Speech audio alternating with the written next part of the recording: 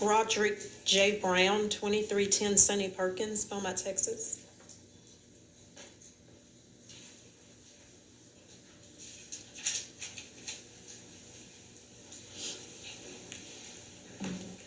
Good afternoon, Mayor Mouton, Mr. Samuel, distinguished council members. My name is Roderick J. Brown. I am the son of a renowned radio personality, Boy Brown, who in 1972 was savagely and unjustly beaten and paralyzed from the neck down permanently by members of the Beaumont Police Department.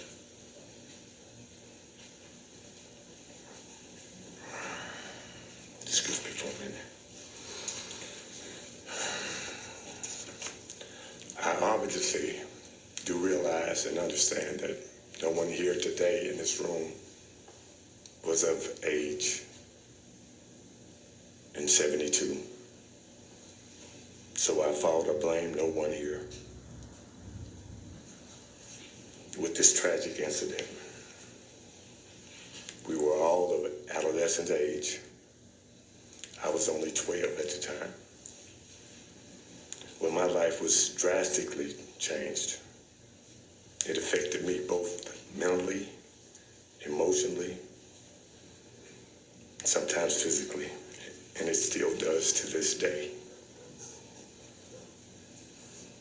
Yet absolutely nothing was ever done to financially support or accommodate my family.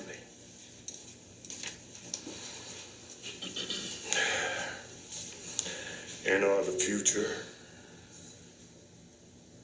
reality that we have endured. Now, once again, it's happening right here in Beaumont.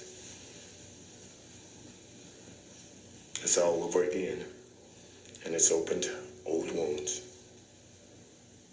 I am calling for justice for Christopher Shaw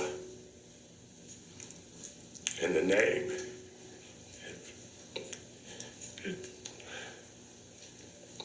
and for my father, Boy Brown.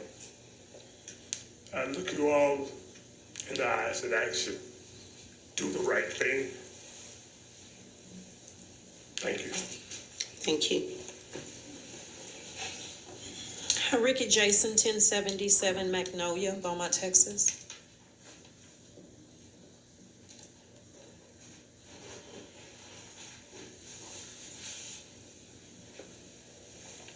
Good evening, board. First of all, I thank and I praise God. I'm community activist Ricky Jason, the protege of the late Dick Gregory. And I want to take you all back to 1972 when Mr. Fame entertainer, Mr. Boy Brown, was beaten. His body was swollen.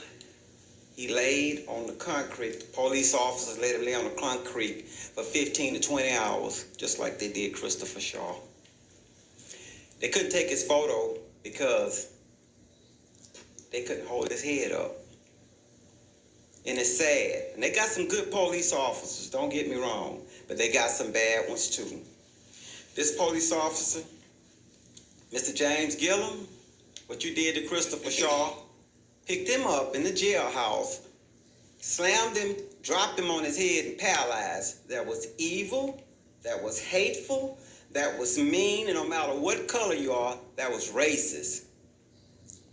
And I say to everybody that man could be any one of y'all child in here. And we're gonna risk it all because Beaumont, Texas is fixing to explode. We're gonna risk it all for one crooked, bad cop. We wanna see the audio tape. And we wanna see it now. And I agree with the Brown family. This has waken up Mr. Brown out of his grave. This touched the family. The world is watching Beaumont, Texas. I think we need to look at the audio tapes. The world need to see it. Miss Zena Stevenson seen it. And there's a lot of corruption going on out there at the jailhouse, that people that just got tickets. Y'all need to look into that. Mayor, I beg you and this board, I humble myself and beg you to please let us see the audio tapes. I beg you to please look and let us see it. We need to see the tape. His lawyer saw it with Miss Zena, but the world haven't seen it. What are we hiding? Are we gonna protect one bad police officer and mess up Beaumont like Jasper, Texas is? Because Jasper is ruined because of James Byrd and their corruption. If it wouldn't have been for Dick Gregory and them coming down here, they'd have been covering it up.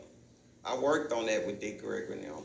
So I humble myself and I ask y'all to please show the audio tape. And I agree with the Brown family by reopening their father's case, because back then they had Klansmen threatening people and all kinds of stuff. Christopher Shaw can't walk no more. Imagine you can't walk no more because the police slammed you on your head while you was handcuffed and they had other officers standing by him. That was hatred. God bless you. Thank you. Virgil Brown, 2310 Sonny Perkins, Beaumont, Texas.